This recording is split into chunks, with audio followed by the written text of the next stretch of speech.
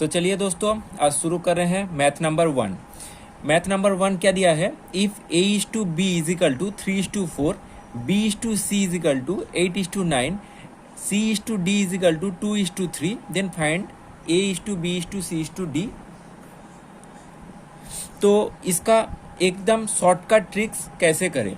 देखिए, अगर कहेगा a is to b is to c is to d, इसका मान कितना होगा? तो कैसे करेंगे? 3/4 इक्वल टू 8/9 इक्वल टू 2/3। पहले गुना करना पड़ेगा आपको 3 से 8 से 2 से, 3 गुना 8 गुना 2 इस 2। फिर करना पड़ेगा 4 से 8 से 2 से, 4 गुना 8 गुना 2।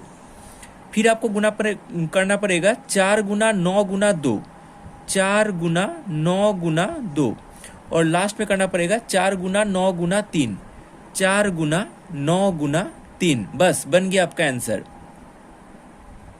12 is to 16 is to 18 is to 27। देखिए, ये मैथ एक इजी तरीके से बन जाता है।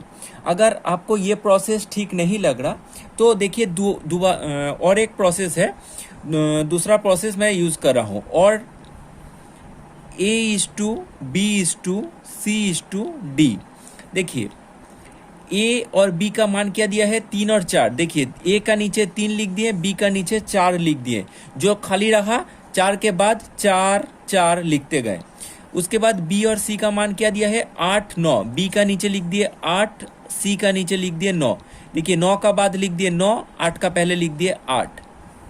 c और d का मान दिया है 2 और 3। c में लिख दिए 2, यहाँ पर लिख दिए 3, और यहाँ पर 2 है इसलिए आगे में जो है वही लिख दिए 2 2। बस बन गया आपका आंसर। देखिए, गुना कीजिए, आपका बन जाएगा 12 is to 16 is to 18 is to 27। तो देखिए दोस्तों, क्वेश्चन नंबर 2 क्या दिया है? Find the compound ratio of 3:2, 4:3, 5:7। Compound ratio का एकदम शॉर्ट ट्रिक क्या है? जो पहले टर्म है 3 4 5, ये तीनों को एक साथ गुना करना है। जैसे 3 गुना 4 गुना कितना है? 5 इस टू जो सेकेंड टर्म है उसको गुना करना है 2 3 7, 2 गुना 3 गुना 7। बन गया आपका आंसर 10:7। देखिए, क्वेश्चन नंबर 3 क्या दिया है? Find the reciprocal ratio of 2:3:4। Reciprocal ratio का फॉर्मूला क्या है? एकदम शॉर्टकट ट्रिक्स देखिए क्या है। अगर पहले का निकालना है तो दूसरा और तीसरा का गुना करना पड़ेगा। 3 गुना 4 इस 2। दूसरा का निकालना पड़ेगा तो पहला और 3 नंबर का गुना करना पड़ेगा 2 गुना 4 इस 2। और अगर तीसरा का निकालना पड़ेगा तो पहला और सेकेंड का गुना करना पड़ेगा 2 गुना 3। बस बन गया आपका आंसर 6:4:3। देखिए, next, find the mean proportion of 0.32 and 0.2। Mean proportion का शॉर्टकट ट्रिक्स क्या है? आपको रूट भरना है 0.32 इंटू 0.02। बस इसको सॉल्व कीजिए, आपका आंसर बन गया 0.08।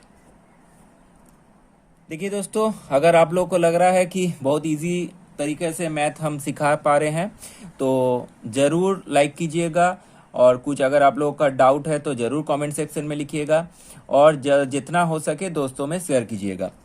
देखिए, number 5, the students in 3 classes are in the ratio 2:3:5।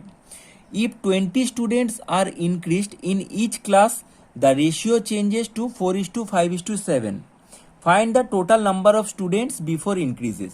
बोल रहा है कि पहले अनुपात के रेशियो स्टूडेंट के अनुपात थे 2:3:5, और अभी 20 स्टूडेंट बढ़ने से बन गया है 4:5:7।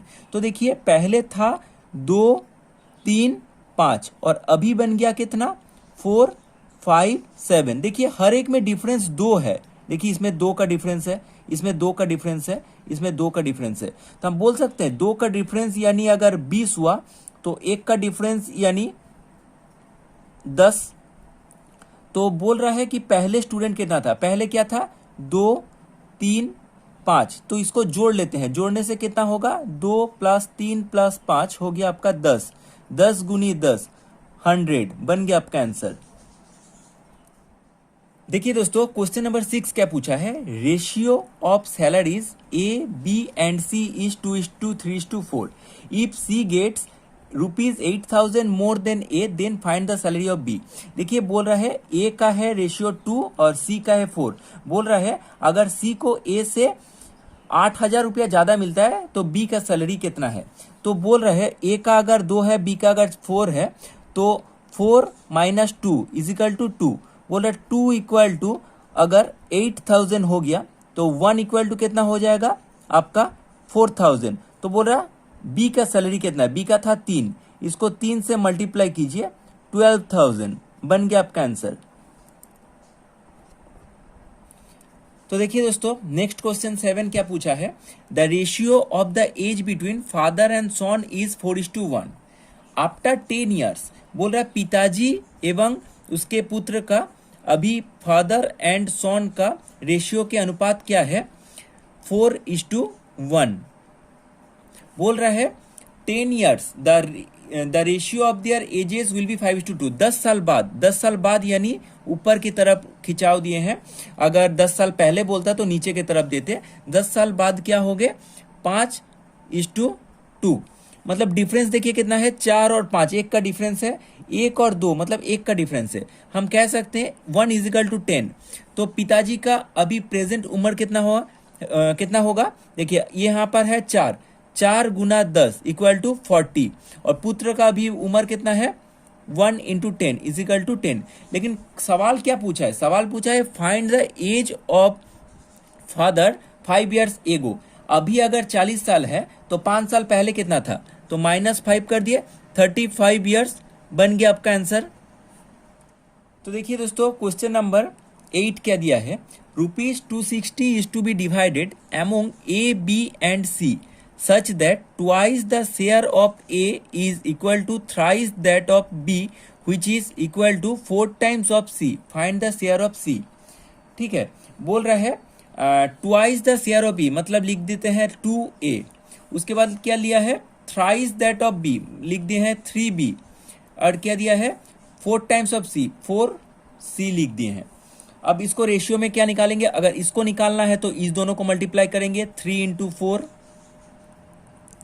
अगर इसको निकालना है तो ई दोनों को मल्टीप्लाई करेंगे 2 × 4। अगर इसको निकालना है तो इसको मल्टीप्लाई करेंगे 2 × 3। तो बन गया आपका रेशियो 6:4:3।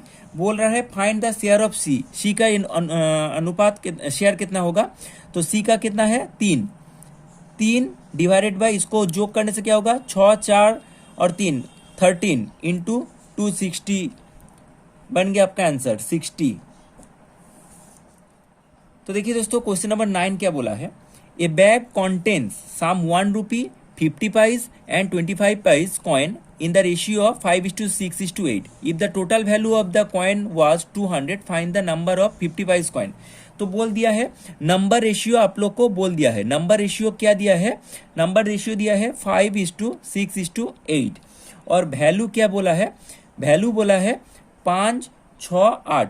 तो 1 रुपया का अगर 5 है तो यहाँ पर होगा 5 और अगर 50 पैसे का 6 कॉइन है तो कितना हो गया आपका 3 रुपया और 25 पैसे का 8 कॉइन है तो बन गया आपका 2 रुपया, टोटल हो गया 10। तो हम बोल सकते हैं 10 = निकलने बोला है 50 पैसा, 50 पैसे का कितना है 6 तो 200 में कितना बचा, 200 में हुआ 6 डिवाइडेड बाई 10 × 200 = 120। 50 पैसे का कॉइन नंबर कितना है 120 बन गया आपका आंसर। देखिए देखो नेक्स्ट क्वेश्चन 10, ये क्वेश्चन पिछला क्वेश्चन से जरा सा अलग है, उसमें नंबर बता दिया था, इसमें वैल्यू बता दिया है। इसमें क्या बताया, a purse contain some 1 rupee 50 paise and 25 paise coin whose value ratio is 3:2:5. If the number of coins is 135, find the number of 25 pice coin. तो यहाँ पर वैल्यू बोल दिया है। देखिए पिछला मैथ में क्या हुआ था, पिछला मैथ में नंबर बोल दिया था, इसमें वैल्यू बोला है। वैल्यू क्या दिया है 3:2:5 और नंबर आपको निकालना है। नंबर क्या दिया है 3:2:5। 1 रुपया का अगर कॉइन है तो हो गया है 3, सेम ही रहेगा। और वैल्यू अगर 2 है तो 50 पैसे का कॉइन कितना होगा 4 और 25 पैसे का कॉइन कितना होगा 20। टोटल हो गया आपका 27। तो बोला 27 इक्वल टू 20। 20 किस लिए क्योंकि 25 पैसे का कॉइन देखिए नंबर 20 है। हाँ 20 है तो 135 में कितना होगा 20 divided by 27 into 135 equal to हो गया 100। तो फाइंड द नंबर ऑफ 25 पैसे कॉइन कितना हुआ 100, बन गया आपका आंसर।